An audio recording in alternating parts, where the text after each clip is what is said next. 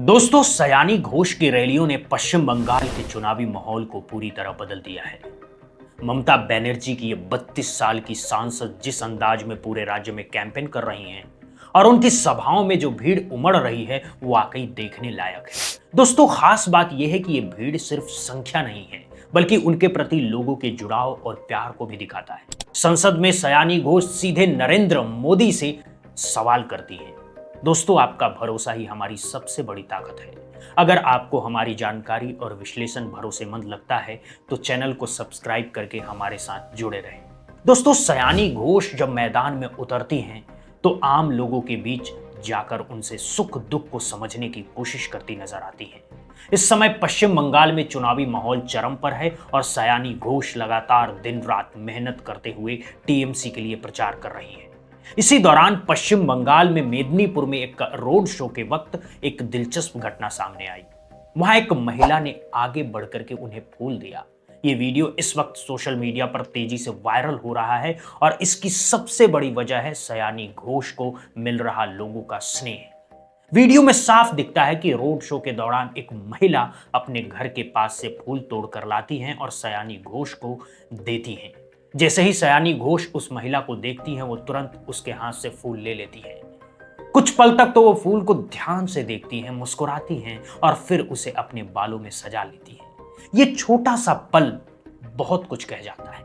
ये दर्शाता है कि वो लोगों के प्यार को कितनी सादगी और सम्मान के साथ स्वीकार करती है। इस वीडियो को खुद सयानी घोष ने शेयर किया और बताया कि ये नारायणगढ़ का दृश्य है जहां वो रोड शो के लिए पहुंची थी और इसी दौरान ये घटना हुई। लगातार सयानी घोष जिस तरह से पूरे पश्चिम बंगाल में एक के बाद एक रैलियां कर रही हैं और उनमें लोगों की भारी भीड़ उमड़ रही है, उससे राज्य के चुनावी माहौल का अंदाजा लगाया जा सकता है। दोस्तों, टीएमसी की प्रमुख युवा सांसदों में उनकी गिनती होती है। एक तरफ वो पहली बार सांसद बनी है और दूसरी तरफ पहली ही बार में जिस आत्मविश्वास के साथ वो चुनावी मैदान में सक्रिय हैं वो काबिले तारीफ है। अपनी पार्टी की विचारधारा को जिस स्पष्टता से वो लोगों तक पहुंचाती हैं और साथ ही सत्ता पक्ष से जिस बेबाकी से सवाल करती हैं वो उन्हें अलग पहचान देता है। आप उनके भाषणों को एक झलक देख लीजिए। हमें श्री राम से कोई बैर नहीं, वो हमारे दिल में है, लेकिन हमने कभी श्री राम को अपने पॉलिटिकल एजेंडा के लिए इस्तेमाल नहीं किया। हमने कभी जय श्री राम किसी को डराने के लिए, किसी को धमकाने के लिए इस्तेमाल नहीं किया। हम जब उनका नाम लेते हैं हमारा सर उनके प्रति श्रद्धा से झुकता है और ये बंगाल में मैंडेटरी है कि आप जब राम जी का नाम ले उसके पहले सीता माता का नाम आना चाहिए। और इसलिए हम बोलते हैं सियापति रामचंद्र की जय। रैलियों में वो जिस अंदाज में बीजेपी को सीधे चुनौती देती हैं वो काफी प्रभावशाली होता है। वो खुलकर कहती हैं कि बीजेपी सिर्फ वादे करती है और बाद में उन्हें भूल जाती है। इलेक्शन के पहले आके ये भाजपा सरकार क्या बोलती है? एक ही बात बोलती है ना, वादा करो नहीं छोड़ोगे तुम मेरा साथ, जहां तुम हो वहां मैं भी हूं, यही बोलता है ना। और इलेक्शन के बाद आप लोग क्या बोलते हैं? आप लोग बोलते हैं क्या हुआ तेरा वादा, वो कसम वो इरादा, सब सारे हो गए, खत्म, ओके, टाटा बाय बाय, खलास। तो ये सब जुमलेबाजी की राजनीति नहीं चलेगी। इसी तीखे लेकिन साफ संदेश के साथ वो जनता के बीच अपनी बात रखती हैं जो लोगों को सीधे कनेक्ट करता है।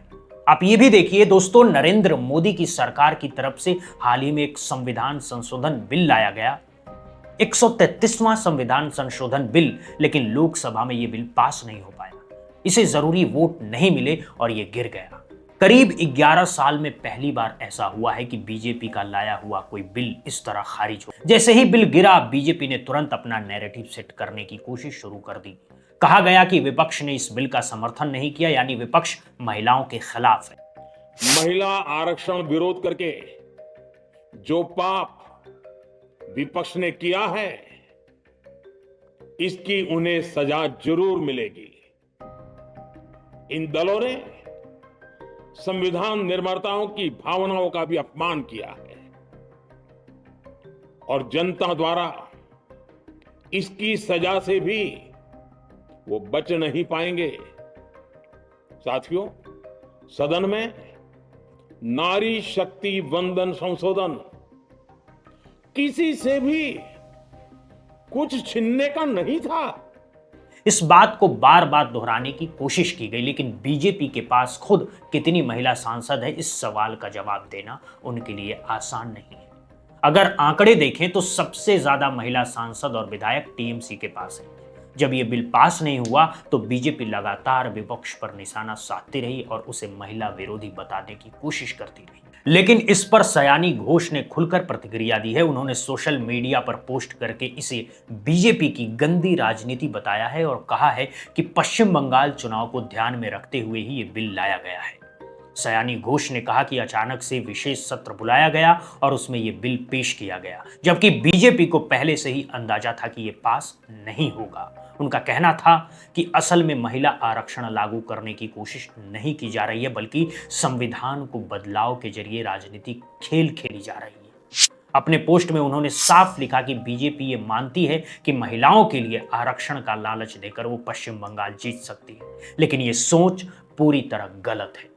उन्होंने ये भी कहा कि परिसीमन के बहाने कई राज्यों के अधिकारों को कमजोर करने की कोशिश हो रही है, जो संघवाद यानी फेडरलिज्म के खिलाफ है, और इसे महिला आरक्षण का नाम दिया जा रहा है।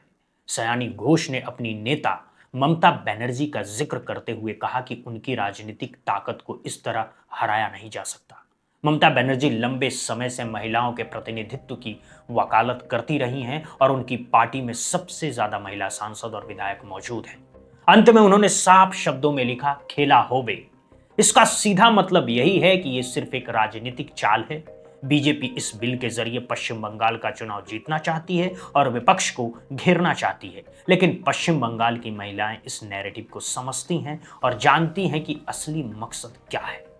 अगर पश्चिम बंगाल की राजनीति की बात करें तो ममता बनर्जी को महिलाओं का सबसे बड़ा चेहरा माना जाता है। वो लंबे समय से राज्य की मुख्यमंत्री हैं और उन्होंने अपनी पार्टी में महिलाओं को बड़ी संख्या में जगह दी है, जो किसी और पार्टी में कम ही देखने को मिलता है। टीएमसी की बात करें तो यहां कई मजबूत महिला नेता सामने आती है। सयानी घोष, महुआ मोइत्रा, ममता बनर्जी खुद और शांतिका बनर्जी जैसी कई नेता। खास बात यह है कि ये सभी युवा चेहरे हैं और अपनी बात को मजबूती और साफ तरीके से रखने में माहिर है। सयानी घोष जिस अंदाज में बीजेपी को घेरती हैं और जिस तरह से नरेंद्र मोदी की सरकार से संसद में सवाल पूछती हैं, वो वाकई देखने लायक होता है। लोग उन्हें ध्यान से सुनते हैं क्योंकि उनके मन में भी यही सवाल होता है कि आखिर सरकार क्या कर रही है। यही वजह है कि जब सयानी घोष बोलती हैं तो लोग उनके हर शब्द पर गौर करते हैं। जमीन पर भी जब वो चुनाव प्रचार के लिए उतरती हैं तो उन्हें जबरदस्त समर्थन मिलता है। जहां भी जाती हैं वहां बड़ी संख्या में लोग इकट्ठा हो जाते हैं। ये भीड़ साफ दिखाती है कि पूरे पश्चिम बंगाल में उनका प्रभाव तेजी से बढ़ रहा है। हर दिन उनकी नई नई रैलियां हो रही हैं, कहीं रोड शो तो कहीं जनसभाएं, और हर जगह भारी भीड़ उमड़ती है। सयानी घोष जिस भी उम्मीदवार के लिए प्रचार करने पहुंचती हैं, वहां माहौल अपने आप गर्म हो जाता है। लोग उनका नाम सुनते ही उन्हें सुनने के लिए जुट जाते हैं। ये सिर्फ इसलिए नहीं कि वो महिला हैं, सांसद हैं या एक जानी मानी शख्सियत हैं या फिर टॉलीवुड की एक्ट्रेस रह चुकी हैं। असली वजह यह है कि वो जिस तरह से अपनी बात रखती हैं, वो सीधे लोगों से जुड़ती है। वो साफ साफ बताती हैं कि सत्ता पक्ष क्या कर रहा है और उनकी पार्टी की सोच क्या है। पूरे चुनावी मुद्दों को जिस तरीके से वो समझती हैं, वो लोगों को उनकी ओर खींचता है। यहां तक कि वो कई बार स्टेज पर गाना गाते हुए भी बीजेपी पर निशाना साध लेती हैं। उनकी मीठी आवाज और अलग अंदाज में सवाल पूछने का तरीका लोगों को काफी पसंद आता है।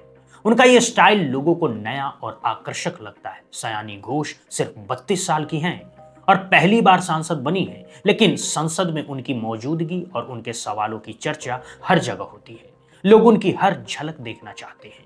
जब वो जमीन पर उतरकर अपनी पार्टी के लिए प्रचार कर रही हैं, तब भी लोगों की भीड़ उन्हें देखने को और सुनने के लिए पहुंच रही है। यही कारण है कि पश्चिम बंगाल के चुनाव की दिशा बदलती हुई नजर आ रही है। हालांकि इसी बीच बीजेपी ने 131वां संविधान संशोधन बिल लाकर माहौल बदलने की कोशिश जरूर की है, लेकिन सयानी घोष और टीएमसी के अन्य नेताओं ने अपने पोस्ट और भाषणों के जरिए यह बताने की कोशिश की है कि ये चुनावी रणनीति का हिस्सा है। उनका कहना है कि महिला आरक्षण के मुद्दे को गलत तरीके से पेश करके विपक्ष को महिला विरोधी दिखाने की कोशिश की जा रही है, जबकि हकीकत यह है कि महिला आरक्षण बिल 2023 में ही पास हो चुका है।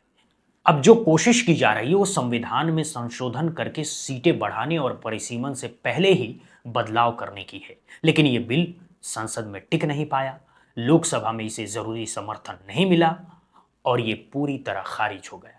अब बीजेपी अपनी तरफ से नैरेटिव बनाने में जुटी है, लेकिन उसे जवाब देने के लिए टीएमसी के कई नेता मैदान में हैं और उन्हीं में से एक है सयानी घोष। दोस्तों, फिलहाल इस खबर में इतना ही। आपका भरोसा और सपोर्ट ही हमारी पहचान है, तो चैनल को सब्सक्राइब करके हमारे साथ जुड़े रहिए। बहुत बहुत शुक्रिया, बहुत बहुत धन्यवाद दोस्तों।